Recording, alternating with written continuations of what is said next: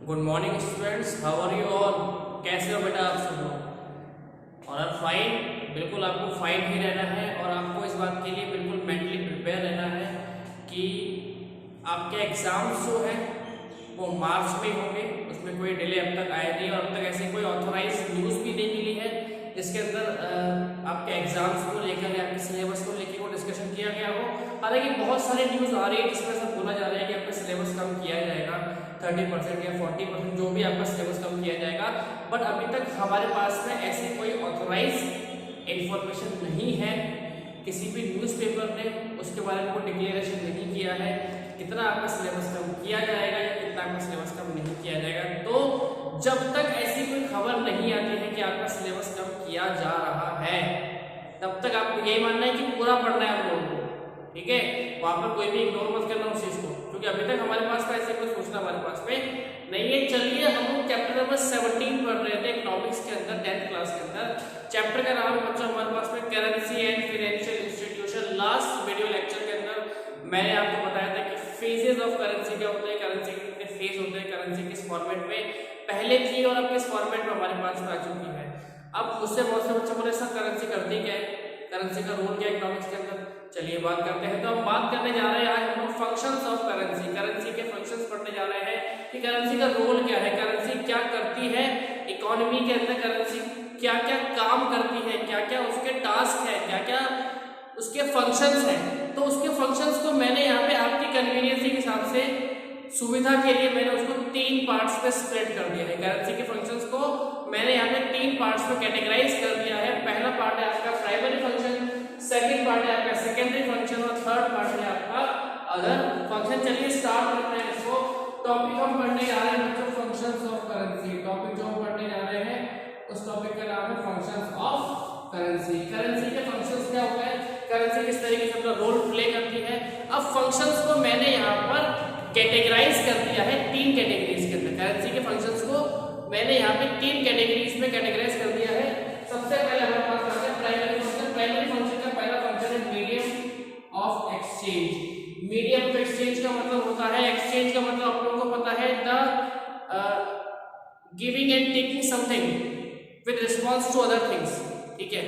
बदले में कुछ लेना या देना एक्सचेंज कहलाता है। हम लोग सामान लेके आए, बदले में क्या देंगे सर, पैसा देके आएंगे। अगर पैसा लेंगे तो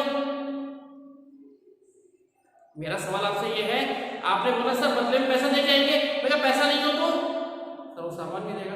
मतलब exchange is not possible without money, exchange is not possible without money. तो एक्सचेंज फर्स्ट एंड प्रायोरिटी के बेस पे मीडियम ऑफ एक्सचेंज है, यानी कि जब तक मनी है तब तक आप एक्सचेंज कर सकते हैं। जब से ही आपके पास मनी नहीं होगा आप एक्सचेंज नहीं कर पाएंगे। Means money is the medium of exchange. Money जो होता है वो एक्सचेंज का मीडियम होता है। मनी जो होता है वो एक्सचेंज को पॉसिबल बनाता है। अगर मनी नहीं होगा तो आप एक्सचेंज वहां पे नहीं कर सकते।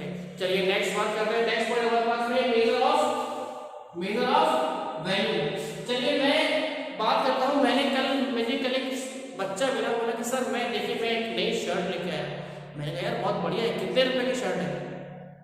मैंने बोला कितने की शर्ट है, उसने कहा सर 1000 रुपीज की। मैं कहा यार बड़ी महंगी शर्ट है।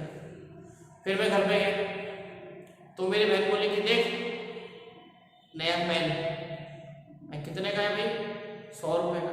अच्छी बात है, ठीक है। फिर मेरा बच्चा बोला कि देखो ये नई वॉच। मैंने कितने की है, बोला कि बहुत महंगी है, 1500 रुपए की है। मैंने कहा यार तुम बड़े महंगे पर खर्च कर रहे हो पैसे। लेकिन इन सभी बातों के अंदर अगर आपने नोटिस किया हो तो कॉमन बात आपको बताना चाह रहा हूँ, इन सभी लोगों ने अपने अपने स्टेटमेंट के लास्ट में अपने स्टेटमेंट के लास्ट में एक शब्द का यूज किया है जिस शब्द को हमने बोला है रुपीज। यानी कि रुपीज वो मेजरेबल यूनिट है, रुपीज वो मेजरेबल यूनिट है जिसके अंदर हम मनी को मेजर कर सकते हैं। रुपीज जो है वो मेजरेबल यूनिट है जिसके अंदर हम मनी को मेजर कर सकते हैं। यानी कि अगर हमारे पास रुपीज नहीं होगा तो हम मनी को मेजर नहीं कर सकते। तो मनी का सेकंड फंक्शन है measure of value. Measure of value का मतलब होता है हम किसी भी पर्टिकुलर कॉमन यूनिट के अंदर उसको मेजर कर सकते हैं, क्योंकि हमारे पास में किसी न किसी चीज को लाने के लिए कॉमन यूनिट का होना कंपलसरी है। हमारे पास में किसी भी चीज को परचेज करने के लिए या सेल करने के लिए, बेसिकली मैं बोल सकता हूँ एक्सचेंज करने के लिए किसी भी कॉमन यूनिट का होना कंपलसरी है। और वो कॉमन यूनिट क्या है? वो कॉमन यूनिट है आपकी रुपीज। वो आपकी जो कॉमन यूनिट है वो है रुपीज। और रुपीज क्या है? Rupees is the measure of value. Rupees the measure of value. आप वैल्यू को मेजर करो किसके टर्म्स में? रुपीज के टर्म्स में। मैंने बोला कि मैं नया फोन लेके आया सर 30,000 रुपीज का, क्या आ गया? रुपीज। यानी कि रुपीज के अंदर मैंने उस मोबाइल की वैल्यू को मेजर कर लिया। मैंने खाना खाया सर कितने का? 200 रुपए का, यानी कि खाने की वैल्यू को मैंने रुपीज के अंदर मेजर कर लिया। तो मेजर ऑफ वैल्यू के अंदर भी मनी इंपॉर्टेंट रोल प्ले करता है। अगर मनी नहीं होता तो आप रुपीज को मेजर नहीं कर सकते, आप किसी भी गुड्स को मेजर नहीं कर सकते। तो मेजरमेंट के लिए, किसी भी गुड्स को मेजर करने के लिए वहां पे मनी का होना कंपलसरी है बच्चों। ठीक है, चलिए नेक्स्ट पॉइंट बात करते हैं। नेक्स्ट हमारे पास में स्टोरेज ऑफ यूनिट। मनी सबसे सेफ स्टोरेज है बेटा। मनी जो है वो सबसे सेफ स्टोरेज है। कहने का मतलब मेरा क्या है, आप मनी को स्टोर कर सकते हो, वो खराब नहीं होगा। आप एक गुल्लक के अंदर 10 रुपए का सिक्का डालो, 100 रुपए का नोट डालो, 10 साल बाद देखोगे ना उतना ही रहेगा, उतना ही रहेगा। खराब होगा? नहीं होगा। अब आप किसी बर्तन के अंदर एक काम करो, थोड़े से चावल रखो, 10 साल तक उसको कीड़े पड़ जाएंगे उसके अंदर। गेहूं रखो, खराब हो जाएगा। दूध रखो, फट जाएगा। बर्फ रखो, पिघल जाएगी। पंखे रखो, खराब हो जाएंगे। यानी कि गुड्स को स्टोर करना आसान नहीं होता, जबकि मनी को स्टोर करना आसान होता है। Money is the storage unit. Money वो यूनिट है जिसको आप स्टोर कर सकते हो, सालों तक स्टोर कर सकते हो, और उसमें कोई दीमक नहीं पड़ता है, उसमें कुछ खराबी नहीं आती है। चलिए नेक्स्ट बात करते हैं स्टैंडर्ड ऑफ डेफर्ड पेमेंट। उससे पहले डेफर्ड पेमेंट का मतलब बता देता हूं। डेफर्ड पेमेंट का मतलब होता है payment in future. Deferred payment का मतलब होता है पेमेंट इन फ्यूचर। तो पेमेंट इन फ्यूचर करने के लिए आपको किसकी रिक्वायरमेंट है? सर मनी की। सीधी सी बात है। आप बार्टर एक्सचेंज सिस्टम हम लोगों ने पढ़ा था, हम लोगों ने बार्टर एक्सचेंज सिस्टम पढ़ा था, हम लोग उस पर काम क्यों नहीं कर पाए? बार्टर एक्सचेंज सिस्टम बंद क्यों हुआ? सर बहुत सारे कारण थे, और एक कारण ये भी था कि वहां पर डेफर्ड पेमेंट पॉसिबल नहीं था। एक कारण ये भी था कि वहां पर डेफर्ड पेमेंट पॉसिबल नहीं था। डेफर्ड पेमेंट पॉसिबल क्यों नहीं था? वहां पर डेफर्ड पेमेंट पॉसिबल क्यों नहीं था? इसलिए नहीं था क्योंकि वहां पर कॉमन यूनिट नहीं थी। वहां पर कॉमन यूनिट नहीं थी, वहां पे मनी नहीं थी, इसलिए डेफर्ड पेमेंट पॉसिबल नहीं था सर। बिल्कुल सर फैक्ट बात है। बिल्कुल कैसे पॉसिबल होगा? तो मैं यही बात आपको बोलना चाह रहा हूँ कि मनी की वजह से डेफर्ड पेमेंट भी पॉसिबल है। आज हम लोग फाइनेंस पे गाड़ी लेके आते हैं, फाइनेंस पे मोबाइल लेके आते हैं, फाइनेंस कराते हैं घर का, 20-20 साल तक की इंस्टॉलमेंट कराते हैं, 20 साल तक की, 25 साल तक की, 30 साल तक की इंस्टॉलमेंट कराते हैं। क्यों? 30 साल के बाद क्या पैसे खराब नहीं होंगे? सर हो सकते हैं, नहीं हो सकते। स्टोरेज यूनिट है, स्टोरेज यूनिट है। आप 1000 रुपए बैंक में जमा करो, 25 साल बाद निकालो तो आपको उस पर इंटरेस्ट ही देगा, नुकसान नहीं करेगा आपको। स्टोर मतलब कि स्टोर होगा, और जो स्टोर होगा उसका डेफर्ड पेमेंट पॉसिबल है, और जो स्टोर होगा उसका डेफर्ड पेमेंट पॉसिबल है। चलिए सर बच्चे बात करते हैं अदर फंक्शन की। Transfer of value. Transfer of value के अंदर आपको मनी सबसे सूटेबल है। लेट्स सपोज कि मेरा भाई दिल्ली में रह के पढ़ाई करता है, मेरा भाई दिल्ली में रह के पढ़ाई करता है, उसके पास खाने के पैसे नहीं, मुझे मुझे खाना भेजना है उसको। अब खाना कैसे भेजूं? खाना कैसे भेजूं? खाना देके आओगे जाके उसको? सर पॉसिबल नहीं है।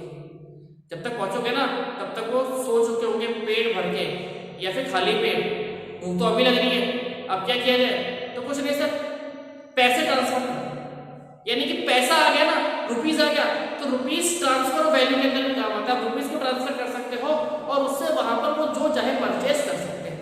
ठीक है बच्चों, तो रुपीज जो है वो ट्रांसफर वैल्यू के अंदर भी काम आता है। नेक्स्ट है buying and selling of shares. Shares को सेल करने के लिए और परचेस करने के लिए भी आप वहां पे मनी को यूज कर सकते हो। बोले आप बोलो सर आपने शेयर्स ही क्यों लिखा? Buying and selling of shirt क्यों नहीं लिखा? Buying and selling of trouser क्यों नहीं लिखा? Buying and selling of watch क्यों नहीं लिखा? वो भी तो खरीदते बेचते हैं। बिल्कुल सर, लेकिन उन सबको हम कॉमोडिटी के अंदर लेते हैं, और ये सिक्योरिटीज होती है। शेयर्स होते हैं वो सिक्योरिटीज होती है, तो इसका क्राइटेरिया अलग है। बिल्कुल शेयर्स का क्राइटेरिया है वो बिल्कुल अलग है, इसलिए मैंने इसका पर्टिकुलर यहाँ पे नाम दिया है। चलिए आज मैंने आपको बताया है functions of money. Next video के अंदर हम पढ़ने वाले हैं इसके सोर्सेस ऑफ मनी, मनी को कहाँ से आप सोर्स कर सकते हो, कहाँ से आप ले सकते हो। चलिए till then bye bye, thank you very much.